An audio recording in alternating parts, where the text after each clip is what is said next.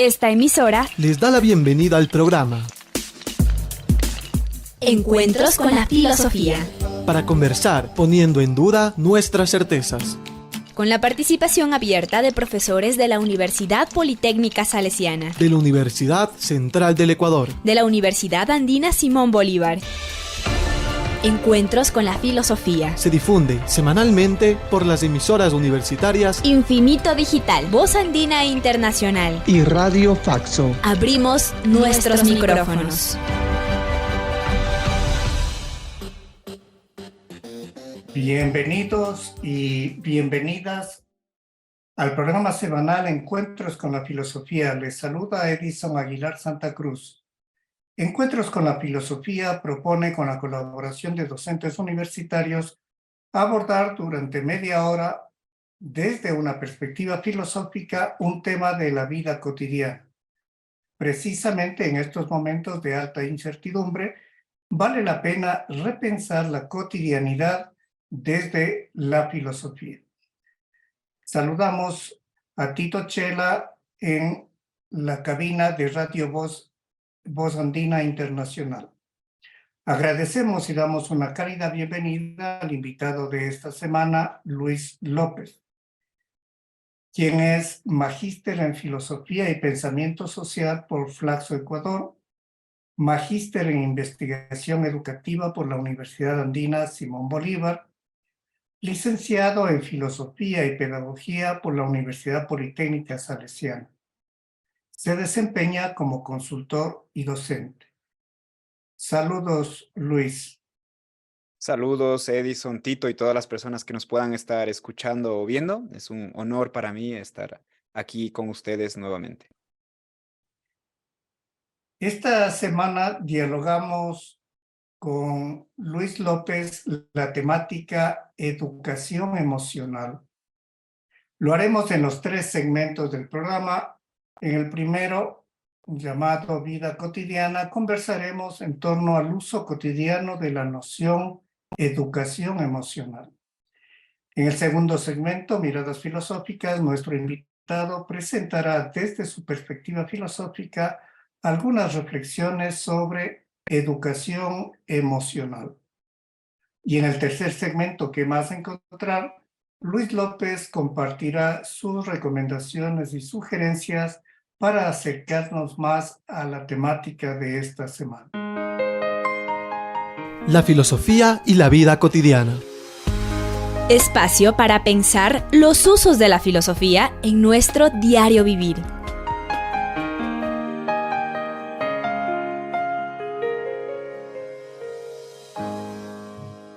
Hoy conversamos con Luis López acerca de educación emocional. Le preguntamos, ¿qué es la educación emocional en la vida cotidiana? Bien, este es un tema que a mi parecer es bastante interesante por cuanto las emociones actualmente comienzan a ocupar un lugar central en todos los ámbitos de la vida y por supuesto la educación es uno más de ellos. Comenzamos a ver que las personas van más a los psicólogos, que las personas tienen una serie de crisis, se comienzan a vender mucho los libros de autoayuda. De hecho, las mismas filosofías, comienza a aparecer un término llamado filosofía de autoayuda, que bueno, no es para nada una filosofía, o la autoayuda en términos generales. Se comienza a hablar de los estoicos, comienzan a aparecer canales de YouTube acerca de cómo sentirse bien, cómo encontrarse con uno mismo, cómo ser feliz, ¿no? Entonces, esta preocupación sobre el bienestar, sobre la felicidad, sobre la salud mental, comenzamos a adentrarnos en una sociedad enferma, en una sociedad deprimida, en una sociedad triste, en una sociedad que necesita encontrar la felicidad, en una sociedad que necesita sentirse bien, sentirse mejor. Y en este sentido, también en el campo de la educación, comienza a emerger un concepto que actualmente está muy en boga, que es tiene diferentes nominaciones: educación emocional, educación en emociones, el desarrollo de habilidades o competencias emocionales, la empatía, la comprensión con los otros, el trabajo en equipo, en inglés las famosas soft skills, o si ustedes quieren, las habilidades blandas. UNESCO, desde el Cassel, autores como Goleman, autores como Gardner, comienzan a construir de alguna manera estos discursos acerca de las inteligencias que plantean ellos, ¿no? Aunque el término, bueno, es más que problemático, el tema de la inteligencia emocional, el tema de la inteligencia intrapersonal, el tema de la inteligencia interpersonal, ¿no? Y todas ellas hacen referencia a lo mismo, a esta idea de que en la escuela, y bueno, de hecho en la vida misma, no solo debemos aprender conocimientos, no solo debemos aprender pues, la tabla periódica, las tablas de multiplicar, a Aristóteles, a Platón, sino que hay que aprender también una serie de cuestiones sociales y psicológicas, ¿no? Para nuestro propio bienestar y el bienestar de los demás, y para poder vivir en sociedad, ¿no? Entonces comienzan estas preocupaciones sobre que los estudiantes se sientan bien y que también al sentirse bien puedan trabajar con los demás, trabajar con los otros y en definitiva construir sociedades mejores, sociedades, si ustedes quieren, que sean incluso más felices, ¿no? Entonces hay varios términos ahí de afectos que van a intervenir y que seguramente podemos ir tocando, ¿no? El tema del bienestar, el tema de la felicidad, el tema de cómo nos sentimos y por supuesto también estas, entre comillas, llamados afectos tristes o emociones tristes, ¿no? Y cómo ir sorteándolas o superándolas en sociedades cada vez, pues, que tienen problemas de suicidios, que parecen ir en aumento, ¿no? En depresiones. E incluso ahora se habla de esta generación de cristal, que hace referencia pues justamente a estados emocionales, ¿no? Entonces todo esto pues evidentemente obedece a una cierta construcción social, histórica, cultural, pues que permea en la contemporaneidad, ¿no? Bien, Luis, muchas gracias. Damos paso a nuestro siguiente segmento, miradas filosóficas. Las miradas filosóficas. Espacio para examinar enfoques y reflexiones filosóficas. Esta semana en Miradas Filosóficas nos encontramos con Luis López, con quien conversaremos cómo mira la filosofía la educación emocional.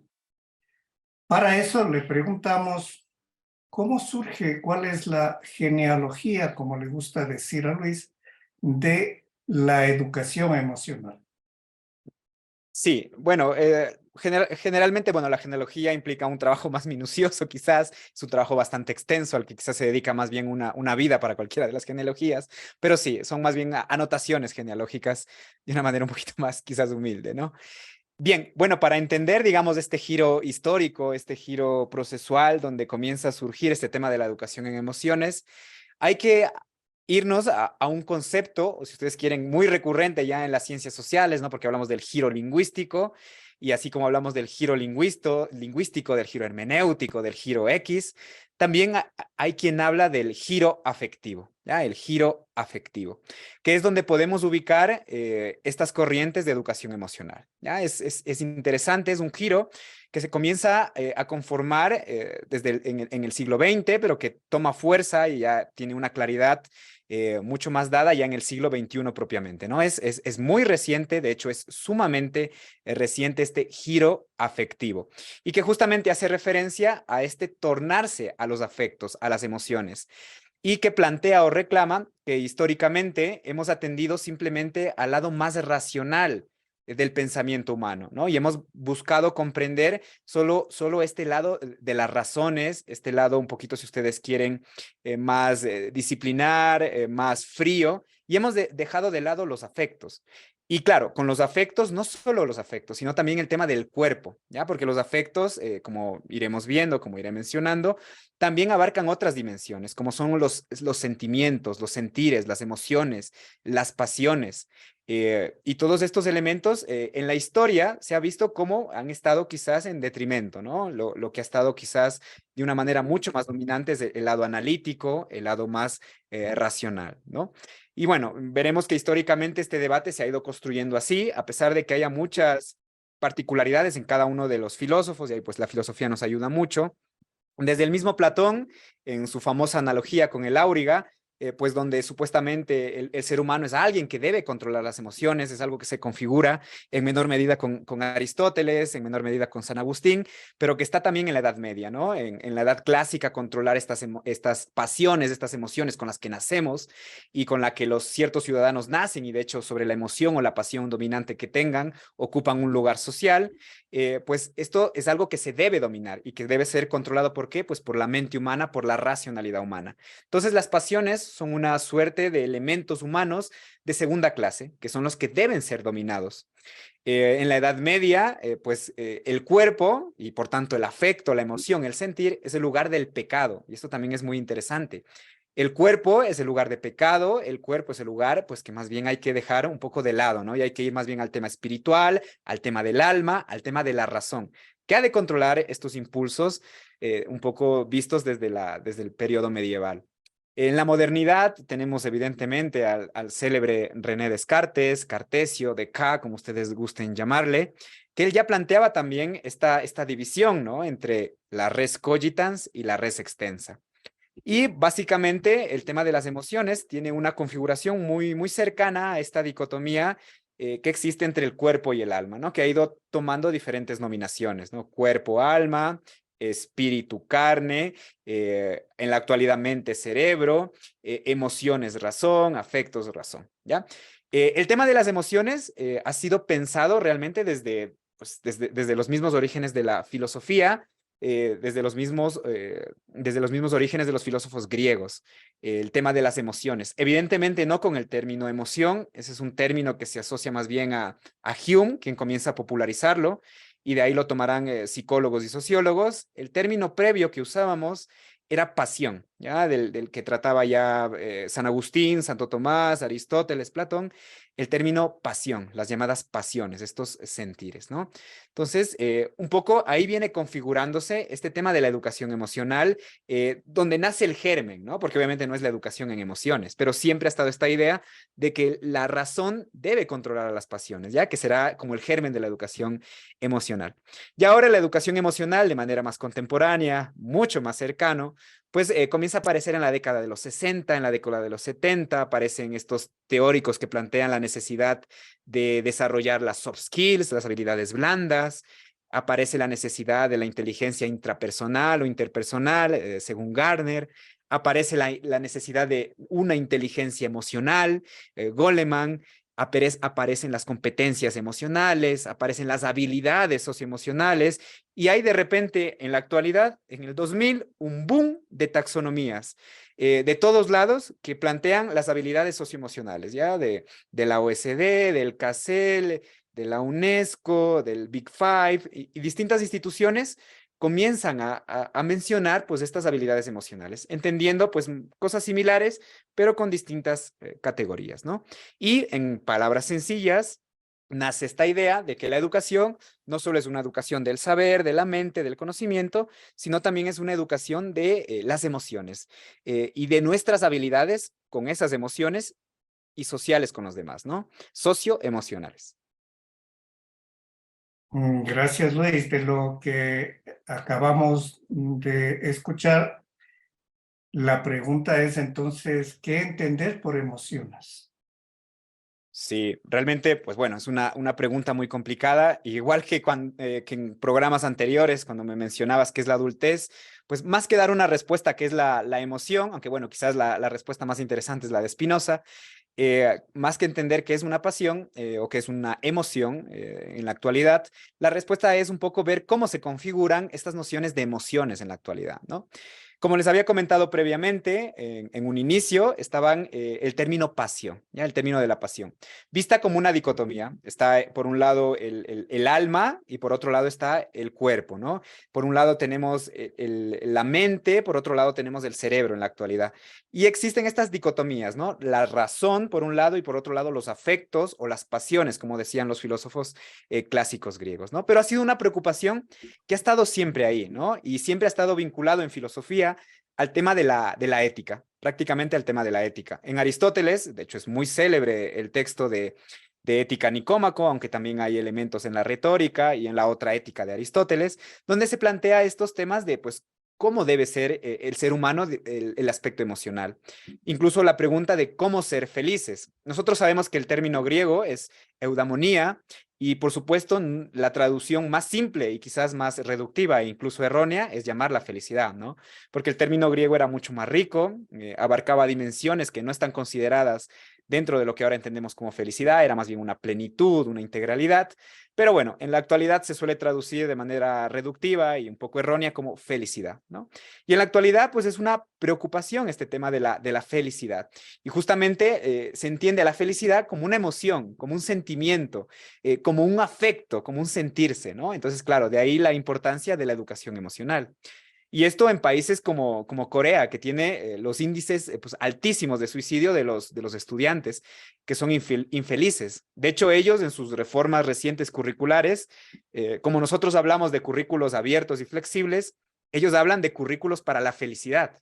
Entonces, claro, la preocupación de escuelas en Corea es, ya no es que sepan matemáticas, es cómo el niño o la niña puede ser feliz. Entonces, claro, estas cuestiones ya comienzan a tocar a la educación, ¿no? Comienzan a tocar directamente por este índice de suicidios, ¿no? Entonces, bueno, ahí es como se va configurando un poco este tema emocional, como una dicotomía, ¿ya? Razones por un lado, emociones por otro. El giro afectivo justamente plantea lo contrario, escapar de esta dicotomía, no quedarnos simplemente en esta división, que como todas, generalmente casi todas las dicotomías, es una dicotomía falsa. No tenemos la razón realmente de un lado y el afecto, la emoción realmente del otro, sino que son dos caras de la misma moneda, son un elemento íntegro en ambas, y que quizás quien mejor lo pudo apreciar es justamente Spinoza.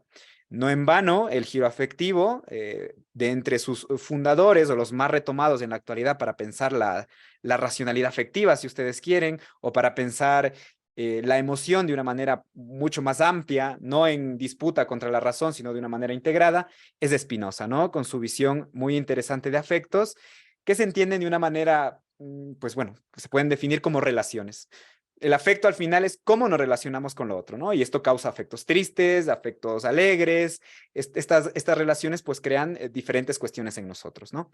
Y claro, Spinoza lo que hace, y es muy interesante esta reflexión que él plantea y que toma el giro afectivo, es comenzar a pensar la racionalidad desde la afectividad y pensar la afectividad desde la racionalidad. Es decir, que no hay tal diferencia, ¿no? No hay una diferencia entre razón y emoción. En la medida en la que pensamos, también sentimos, y en la medida en la que sentimos, pensamos. Y este de algún modo es el camino que al menos se plantea un poco para la educación emocional futura, porque aparentemente la educación emocional contemporánea nace sobre esta dicotomía, sobre esta ruptura entre las educaciones emocionales. Y obviamente está el factor económico, el factor político, que busca precisamente desde un ámbito de cierta psicología ingenua, de que al final nosotros nos ocupemos desde nuestra propia felicidad individual, de estar bien nosotros, porque si nos sentimos mal es porque nosotros tenemos algún problema, y el problema nunca es exterior, ¿no? Y aquí se conforma otra dicotomía, ¿no? El individuo versus la sociedad. O si ustedes quieren, la clásica disputa de la psicología frente a la sociología, ¿no? ¿Qué es lo relevante? ¿Lo que pasa dentro del individuo o lo que pasa fuera de él, ¿no? En educación es ampliamente hegemónico el tema psicológico y claro, lo que importa es lo que pasa dentro de nosotros. Entonces no importa si el mundo se está quemando, si hay una crisis en el mundo, si hay una guerra, si hay una pandemia, al final encontremos estrategias para estar felices, para desarrollarnos bien, aunque el mundo esté ardiendo, ¿no? Y eso evidentemente tiene connotaciones políticas, éticas, ¿no? Que son muy interesantes de abordar.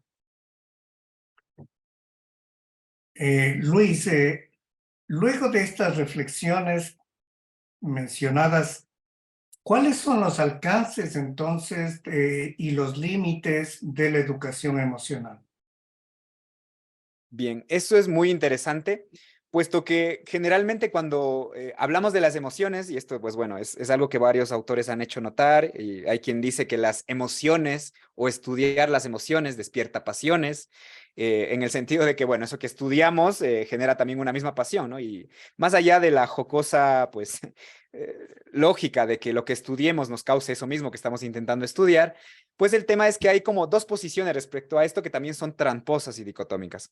Por un lado, el tema más dominante, que es pensar que la educación en emociones es el futuro, que simplemente trabajando la emoción de una manera ingenua podemos alcanzar a ser felices, que simplemente trabajando sobre nosotros mismos en el sentido más comercial posible, pues podremos ser felices. Y lo que pasa en el mundo realmente es distinto, ¿no? Si se dan cuenta, la dimensión política social queda totalmente reducida. Lo que importa es trabajar sobre el individuo y no sobre la sociedad, sobre nosotros y no sobre esta, entre comillas, realidad que nos circunda, ¿no? Entonces, esto es muy interesante, es quizás la visión más ingenua y es la visión más útil al sistema dominante, ¿no? Al sistema liberal de mercado. Preocuparnos simplemente del individuo y no de transformar las relaciones de poder, las relaciones sociales existentes. Pero por otro lado, tenemos también la posición extrema contraria, y como sabemos, los extremos se tocan, que es pensar que no hay que trabajar la educación en emociones, que lo importante pues es dejarlo atrás, trabajar otros elementos, porque cuando hacemos eso también en lo que estamos cayendo es en olvidar una dimensión humana que es fundamental, que es el tema de los afectos, de los sentires, que es una dimensión que nos constituye y que evidentemente la educación pues no ha trabajado, la educación formal al menos adolece de numerosas fallas. Y simplemente una de estas fallas más es no trabajar una de estas dimensiones humanas, que es pues, los afectos, las emociones, las pasiones, los sentires, que es realmente muy potente. Pero esto es algo que ha pasado siempre, ¿no? Y que ahora podemos visibilizar. Ahora bien, como decía Aristóteles en su famosa Ética, Virtus in Medium Est, quizás lo mejor es pues, analizar este fenómeno en su complejidad y ayudarnos de posiciones un poco más integrales que no trabajen sobre esta dicotomía, ni la de individuo-sociedad, ni la de razón-emoción, sino trabajarlo de una manera integral. Pero evidentemente hay mucho trabajo que hacer, puesto que en la educación al final también está inmiscuida en relaciones de poder a niveles internacionales, estatales, que es muy complejo, ¿no? Pero como siempre, siempre hay pues caminos, ¿no? Donde hay dominación, hay resistencia y un poco eso también es lo que guía estas iniciativas, ¿no? Para no caer en posiciones también legítimas, por supuesto, de educaciones o de movimientos desescolarizantes, ¿no? Que, pues bueno, son legítimos, pero que al menos yo no me alineo con esos movimientos de pensamiento. Gracias, Luis. Ahora nos trasladamos al tercer momento. ¿Qué más encontrar? Para indagar cómo continuar las reflexiones sobre educación emocional. ¿Cómo seguir las búsquedas? Espacio de más preguntas.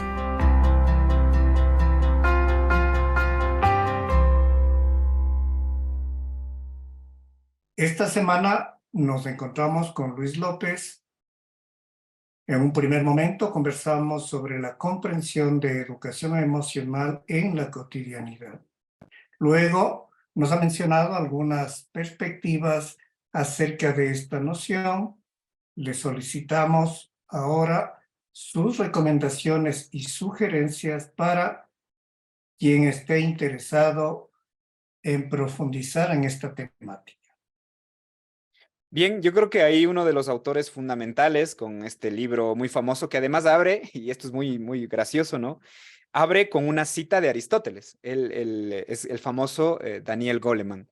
Su libro famosísimo, Inteligencia Emocional, parte con una cita textual de la Ética a Nicómaco, ¿no? Donde pues es esta frase muy célebre de Aristóteles, donde pues de manera no literal dice algo como que está bien enojarse, pero lo difícil es enojarse con la persona adecuada y en el momento adecuado, y no enojarse por enojarse, ¿no? Entonces, un poco de ahí, y es una idea que aparentemente está sacada de un filósofo, parte todo este tema de la inteligencia emocional, que ahora además pues es muy antagónica y es muy criticada por, pues, como lo que les había mencionado, ¿no? Por esta visión más bien individualista, emotivista de los afectos y de las emociones, ¿no? Que además, pues para muchos ha causado muchos dolores de cabeza en muchos países, incluido el Ecuador, ¿no? Esta generación de cristal, que es un poco desde lo que el sentido común se ha construido, ¿no? De estos muchachos que, pues en la actualidad no soportan nada, pero bueno, veremos que estas cuestiones también no son tan así, ¿no? Son un poco más complejas de lo que a priori parecen, ¿no? Entonces, para mí una recomendación clave para las personas que quieran adentrarse en este tema de cómo está configurada actualmente la educación emocional es Goleman. Es sin duda alguna quien popularizó este término y el tema emocional, obviamente, y quien de alguna manera ha dado la batuta hasta la misma actualidad, ¿no? Otro, como les había mencionado, sería Goleman, en menor medida, porque él, bueno, plantea varias más, pero dentro de ellas hay la interpersonal y la intrapersonal, que van pues muy de la mano, ¿no? Y bueno, actualmente pues todas las organizaciones internacionales abarcan de una u otra manera este tema de lo emocional. Esto para entender la educación en emociones. Ahora, para estudiar las emociones como tal, pues bueno, la ética Nicómaco, que es la que parte el mismo Goleman, yo creo que es una lectura obligada también para entender este tema de lo que ahora llamamos felicidad, es sumamente interesante de abordar. Quizás de manera, bueno, ahí tenemos toda la ética Nicómaco, San Agustín en sus confesiones también, el tema del cuerpo, el tema del cuerpo como lugar de pecado. Pero quizás el autor más interesante para leer por cuanto está dentro de este llamado giro afectivo y que además ha sido retomado en tantos aspectos y también en las emociones es uno de ellos, es Spinoza, ¿no? Que ya les había mencionado en su famosísima Ética, ¿no? Que es, lo curioso es que es una construcción sumamente axiomática, sumamente racional, pero bueno, ahí nuestro amigo Spinoza tiene unas reflexiones sumamente interesantes acerca de este tema de los afectos, de las emociones y de pues intentar sortear esta dicotomía entre unas y otras, ¿no? Entonces yo le recomendaría del campo de la filosofía por ahí, ¿no? Marta Husband también, pues bueno, tiene unas reflexiones muy interesantes, pero al final lo que hace es pues retomar también a nuestro amigo Spinoza. Eso, Edison. Luis, si bien quedan muchas inquietudes, para cerrar este encuentro, preguntamos qué otros términos y conceptos están vinculados a este de educación emocional. Bien, bueno, históricamente, como les había dicho, construido, tenemos la oposición clásica, que es razón, esta dupla razón-emoción, entonces el concepto razón es algo que se podría estudiar ahí pues con nuestro amigo Kant, la crítica de la razón pura, razón-emoción, que hemos entendido por razón, esta que algunos llaman fría razón, que sería la contraria, ¿no? Pero bueno, a partir de ahí pues se configura el tema de lo emocional. La escuela de Frankfurt, con esta razón utilitaria, esta racionalidad criticada. Dentro del campo de las emociones, ya más si ustedes quieren un ámbito un poco más psicológico, tenemos pues las clásicas categorías a la vez un poco confusas, ¿no? Que, pues, bueno, que no se pueden aclarar del todo, ¿no? Pero bueno, ya existen algunas taxonomías para diferenciarlas. Tenemos el término emoción, sentimiento, pues, que en el ámbito de la psicología se aborda bastante, la emoción con el sentimiento versus el sentimiento. Tenemos el término afectos, que para muchos sería la categoría amplia, serían los afectos la categoría más grande que englobará todos estos otros términos, ¿no? La de afectos. Dentro de los afectos tendríamos las emociones, los sentimientos y pues también están las pasiones. Las pasiones es el término más antiguo para referir a lo que ahora llamamos emoción, ¿ya? Es el término que usaban los griegos, los medievales, ¿no? Ellos hablaban más bien de las pasiones, ¿ya? A lo que ahora llamamos emociones. Como les decía, Hume es el que populariza este término de emoción. Esos serían los términos: afectos, emociones, sentimientos, razón, ¿ya? Y todas sus ramas y ramificaciones.